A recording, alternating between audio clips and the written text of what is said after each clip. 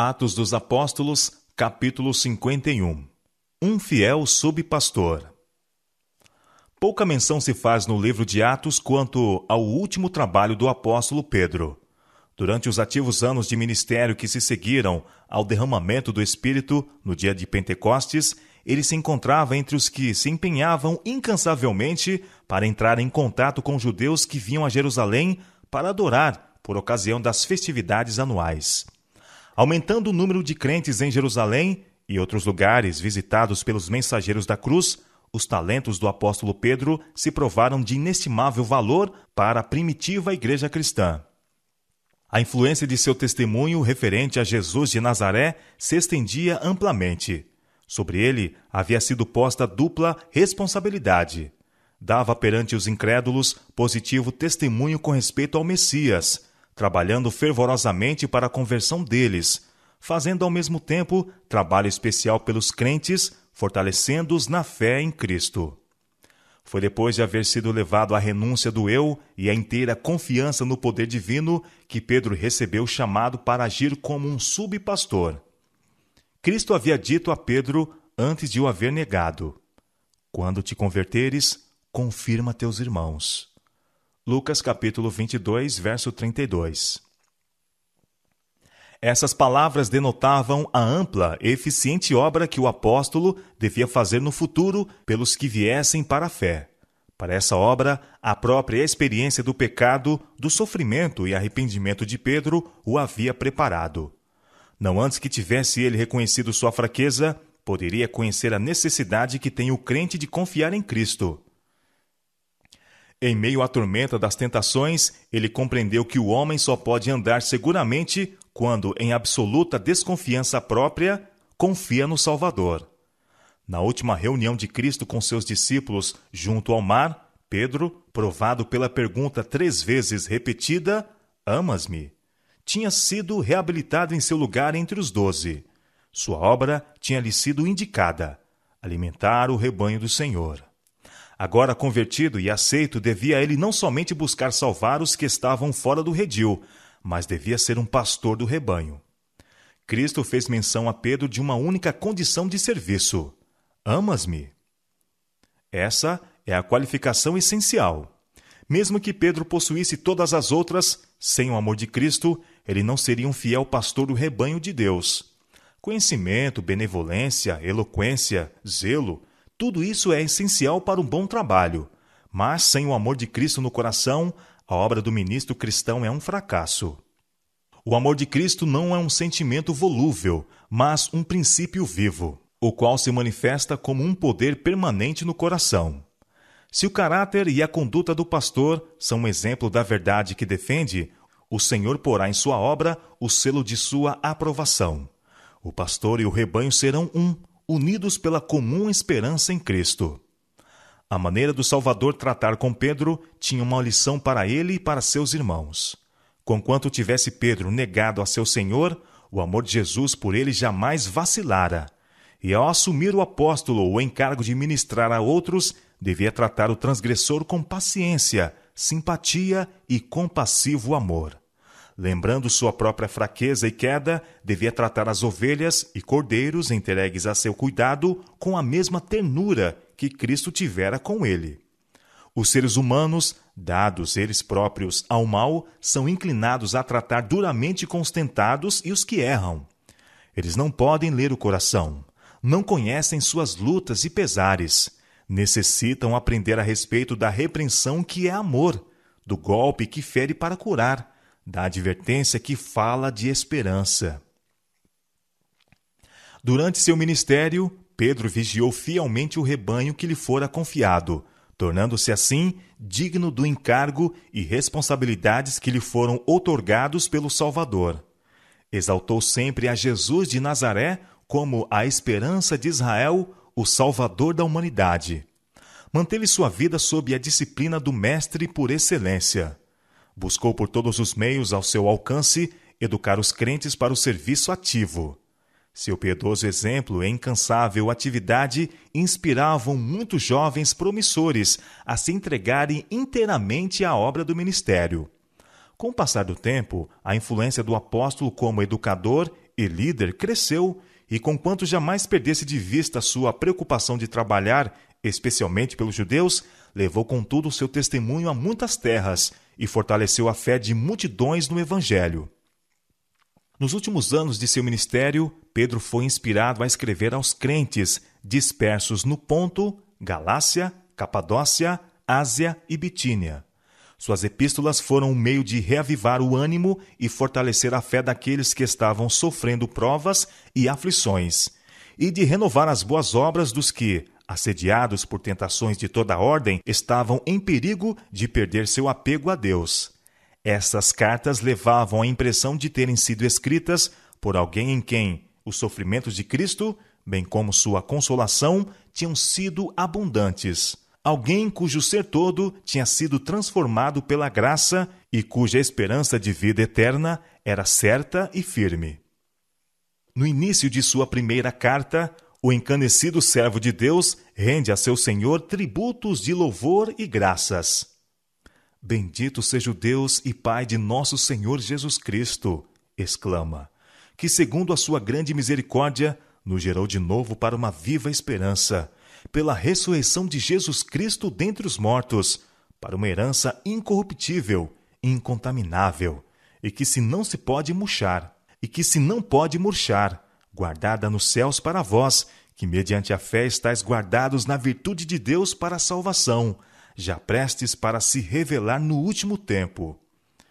1 Pedro capítulo 1, versos 3 a 5. Nesta esperança de uma herança segura na terra renovada, rejubilavam-se os primeiros cristãos, mesmo em tempos de severa prova e aflição. Em que vós grandemente vos alegrais, escreveu Pedro, ainda que agora importa, sendo necessário que estejais por um pouco contristados com várias tentações, para que a prova da vossa fé, muito mais preciosa do que o ouro que perece e é provado pelo fogo, se ache em louvor e honra e glória na revelação de Jesus Cristo, ao qual, não havendo visto, amais. No qual, não o vendo agora, vos alegrais com gozo inefável e glorioso, alcançando o fim da vossa fé, a salvação das almas. 1 Pedro capítulo 1, versos 6 a 9. As palavras do apóstolo foram escritas com o objetivo de instruir os crentes de todas as épocas e têm significado especial para os que vivem no tempo em que já está próximo o fim de todas as coisas.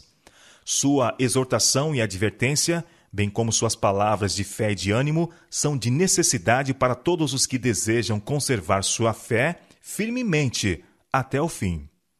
O apóstolo procurou ensinar aos crentes quão importante é guardar a mente de vagar por temas proibidos ou de gastar sua energia em assuntos triviais. Os que não querem cair presa dos enganos de Satanás devem guardar bem as vias de acesso à mente. Devem se esquivar de ler, ver ou ouvir tudo quanto sugira pensamentos impuros.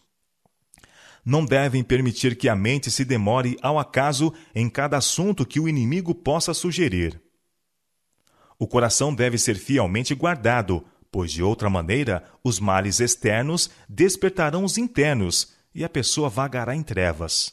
Portanto, cingindo os lombos do vosso entendimento, escreveu Pedro, sede sóbrios e esperai inteiramente na graça que se vos ofereceu na revelação de Jesus Cristo, não vos conformando com as concupiscências que antes havia em vossa ignorância, mas, como é santo aquele que vos chamou, sede vós também santos em toda a vossa maneira de viver, porquanto está escrito, sede santos, porque eu sou santo.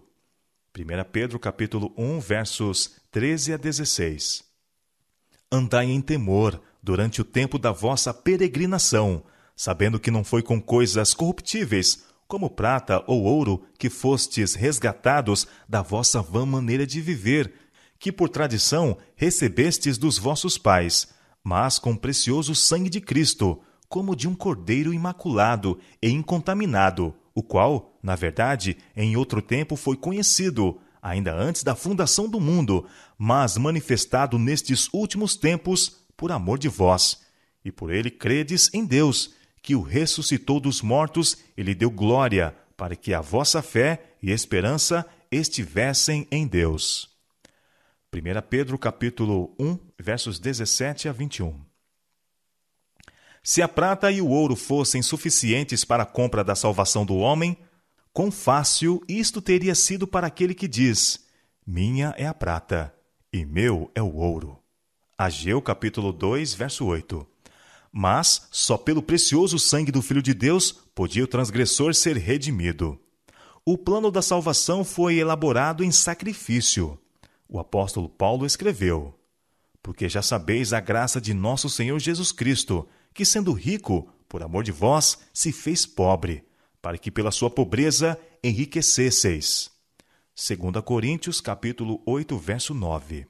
Cristo se deu por nós para nos redimir de toda a iniquidade.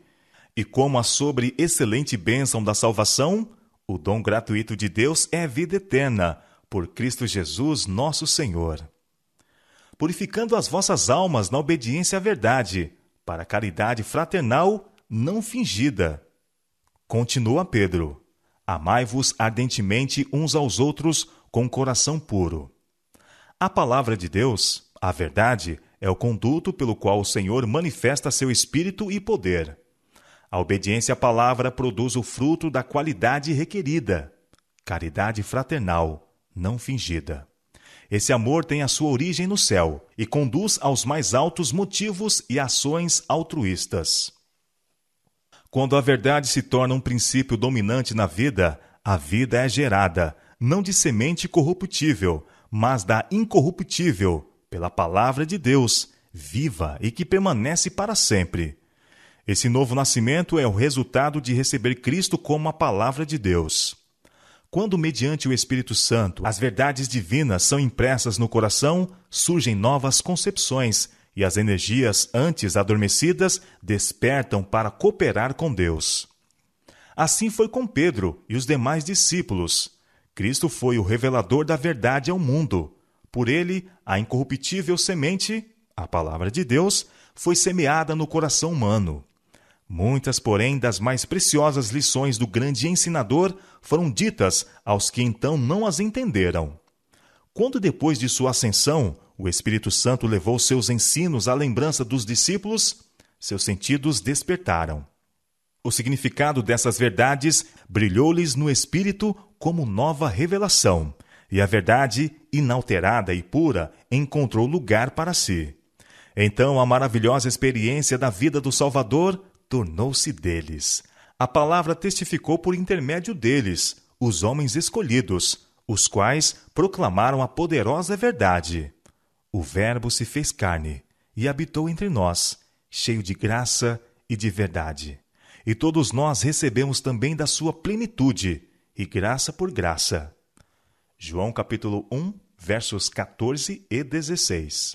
O apóstolo exortou os crentes a estudar as Escrituras, por cuja compreensão adequada poderiam eles fazer obra segura para a eternidade. Pedro sabia que na experiência de cada pessoa finalmente vitoriosa haveria cenas de perplexidade e prova, mas sabia também que a compreensão das Escrituras capacitaria o tentado a relembrar promessas que lhe confortariam o coração e fortaleceriam a fé no Onipotente. Porque toda a carne é como erva, declarou o apóstolo, e toda a glória do homem como a flor da erva. Secou-se a erva e caiu a sua flor, mas a palavra do Senhor permanece para sempre, e essa é a palavra que entre vós foi evangelizada. Deixando, pois, toda a malícia e todo o engano e fingimentos e invejas e todas as murmurações, desejai afetuosamente, como meninos novamente nascidos, o leite racional, não falsificado, para que por ele vades crescendo, se é que já provastes que o Senhor é benigno. 1 Pedro capítulo 1, verso 24, a 1 Pedro capítulo 2, verso 3. Muitos dos crentes a quem Pedro dirigiu suas cartas estavam vivendo no meio do paganismo, e muito dependia de permanecerem fiéis à alta vocação de sua profissão de fé. O apóstolo insistia em seus privilégios como seguidores de Cristo Jesus. Vós sois a geração eleita, escreveu, o sacerdócio real, a nação santa, o povo adquirido para que anuncieis as virtudes daquele que vos chamou das trevas para sua maravilhosa luz. Vós, que em outro tempo não erais povo, mas agora sois povo de Deus, que não tinhais alcançado misericórdia, mas agora alcançastes misericórdia. 1 Pedro, capítulo 2, versos 9 e 10. Amados, peço-vos como a peregrinos e forasteiros, que vos abstenhais das concupiscências carnais que combatem contra a alma, tendo o vosso viver honesto entre os gentios, para que naquilo em que falam mal de vós, como de malfeitores, glorifiquem a Deus no dia da visitação. 1 Pedro, capítulo 2, versos 11 e 12. O apóstolo esboça com clareza a atitude que deveriam os crentes sustentar em relação às autoridades civis. Sujeitai-vos, pois, a toda a ordenação humana por amor do Senhor, quer ao rei, como superior, quer aos governadores, como por ele enviados para castigo dos malfeitores, e para o louvor dos que fazem o bem. Porque assim é a vontade de Deus, que fazendo o bem, tapeis a boca à ignorância dos homens loucos, como livres, e não tendo a liberdade por cobertura da malícia, como servos de Deus. Honrai a todos, amai a fraternidade, temei a Deus, honrai o rei. Os que eram servos foram aconselhados a permanecer sujeitos, com todo o temor aos senhores, não somente aos bons e humanos, mas também aos maus. Porque, continua o apóstolo, é coisa agradável que alguém, por causa da consciência para com Deus, sofra agravos, padecendo injustamente. Porque que glória será essa, se pecando sois esbofeteados e sofreis? Mas, se fazendo o bem, sois afligidos, e o sofreis, e isso é agradável a Deus, porque para isto sois chamados, pois também Cristo padeceu por nós, deixando-nos o exemplo, para que sigais as suas pisadas, o qual não cometeu pecado, nem na sua boca se achou engano. O qual, quando o injuriavam, não injuriava, e quando padecia, não ameaçava, mas entregava-se àquele que julga justamente, levando ele mesmo em seu corpo os nossos pecados sobre o madeiro, para que, mortos para os pecados, pudéssemos viver para a justiça. E pelas suas feridas fostes sarados, porque éreis como ovelhas desgarradas, mas agora tendes voltado ao pastor e bispo das vossas almas. O apóstolo exorta as mulheres cristãs a manter vida pura e ser modestas no traje e no comportamento.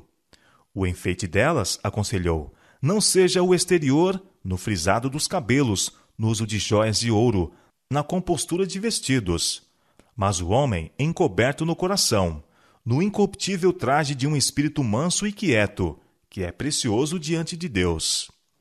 A lição se aplica aos crentes em todas as eras. Pelos seus frutos os conhecereis. Mateus capítulo 7, verso 20. O adorno interior de um espírito manso e quieto é inestimável. Na vida do verdadeiro cristão, o adorno externo está sempre em harmonia com a paz e a santidade internas. Se alguém quiser vir após mim, disse Jesus, renuncie-se a si mesmo, tome sobre si a cruz e siga-me. Mateus capítulo 16, verso 24. O sacrifício e a negação do eu assinalarão a vida do cristão, e a evidência de que o gosto está mudado será vista no vestuário de todo aquele que anda na vereda aberta para os redimidos do Senhor. É justo amar o belo e desejá-lo, mas Deus deseja que primeiro amemos e busquemos a beleza do alto, que é imperecível. Nenhum adorno externo se compara em valor ou amabilidade com um espírito manso e quieto.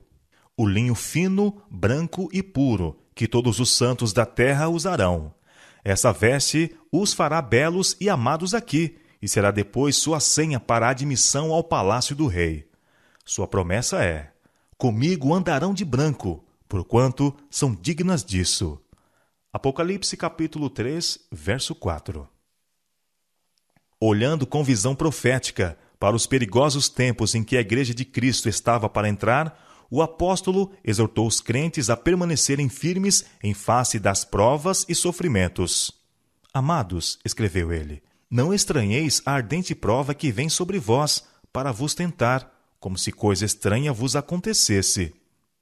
As provas são parte da educação recebida na escola de Cristo, para purificar os filhos de Deus da escória do que é terreno.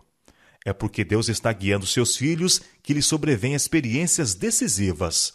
Provas e obstáculos são seus métodos escolhidos de disciplina, e as condições por ele indicadas para o êxito.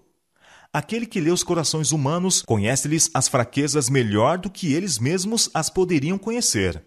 Ele vê que alguns têm qualificações que, se apropriadamente dirigidas, poderiam ser usadas no avanço de sua obra. Em sua providência, ele leva essas pessoas a diferentes posições e variadas circunstâncias, para que possam descobrir os defeitos que estão ocultos ao seu próprio conhecimento. Dá-lhes oportunidades de vencer esses defeitos, habilitando-os para o serviço. Não raro permite que o fogo da aflição os abrase, a fim de serem purificados. O cuidado de Deus por sua herança é incessante. Ele não permite que sobrevenha a seus filhos nenhuma aflição que não seja essencial ao seu bem presente e eterno. Deseja purificar sua igreja da mesma maneira como Cristo purificou o templo durante seu ministério terrestre. Tudo quanto ele faz recair sobre seu povo como provas, vem para que se alcance mais profunda piedade e maior força para levar avante os triunfos da cruz. Houve um tempo na experiência de Pedro em que ele não se dispunha a ver a cruz na obra de Cristo. Quando o Salvador deu a conhecer aos discípulos os sofrimentos e a morte que o esperavam, Pedro exclamou: Senhor, tem compaixão de ti, de modo nenhum te acontecerá isso. Mateus capítulo 16, verso 22. A compaixão própria, que se esquivava de seguir a Cristo no sofrimento, preparou as razões de Pedro. Foi para o discípulo uma amarga lição que ele não aprendeu senão vagarosamente, a de que a senda de Cristo na terra é feita de sofrimento e humilhação. Porém, na fornalha de fogo ardente devia ele aprender essa lição. Agora, quando seu corpo, antes ativo, estava curvado ao peso dos anos e trabalhos, pôde ele escrever: Amados, não estranheis a ardente prova que vem sobre vós para vos tentar, como se coisa estranha vos acontecesse. Mas alegrai-vos no fato de serdes participantes das aflições de Cristo, para que também na revelação da sua glória vos regozijeis e alegreis. Dirigindo-se aos anciãos da igreja, no tocante às suas responsabilidades como subpastores do rebanho de Cristo, o apóstolo escreve: Apacentai o rebanho de Deus que está entre vós, tendo cuidado dele, não por força, mas voluntariamente, nem por torpe ganância, mas de ânimo pronto, nem como tendo domínio sobre a herança de Deus, mas servindo de exemplo ao rebanho. E quando aparecer o sumo pastor, alcançareis a incorruptível coroa de glória. Os que ocupam a posição de subpastores devem exercer atento cuidado sobre o rebanho do Senhor. Isso não quer dizer vigilância ditatorial, mas com o objetivo de encorajar, fortalecer e alevantar. Ministrar significa mais que pregar sermões, significa trabalho zeloso e pessoal. A igreja na terra é composta de homens e mulheres falíveis, que necessitam de esforços laboriosos e pacientes, para que sejam disciplinados e educados para trabalhar de forma aceitável nesta vida e serem na futura coroados de glória e imortalidade. Necessita-se de pastores fiéis, que não lisonjeiem o povo de Deus, nem o tratem com dureza, mas alimentem-no com o pão da vida. Homens que sintam diariamente na vida o poder convertedor do Espírito Santo e que cultivem amor forte e altruísta por aqueles por quem trabalham. Há para o subpastor fazer uma obra que requer tato. Quando é ele chamado a enfrentar apostasia, descontentamento, inveja e ciúmes na igreja, e ele terá que trabalhar no Espírito de Cristo para pôr as coisas em ordem. Fielmente devem ser advertidos, repreendido o pecado, endireitados os erros, não apenas pela obra do ministro no púlpito, mas por trabalho pessoal.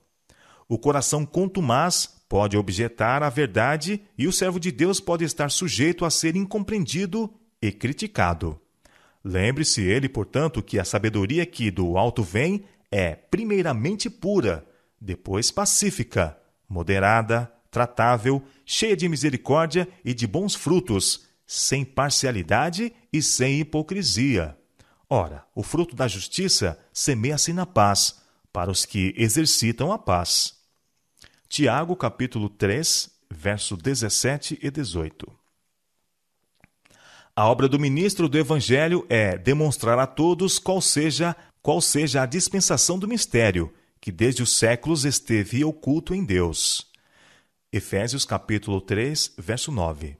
Se alguém, ao entrar nesta obra, escolher a parte que demanda o menor sacrifício, contentando-se com pregar, e deixar a obra de ministério pessoal para outro, seu trabalho não será aceito por Deus.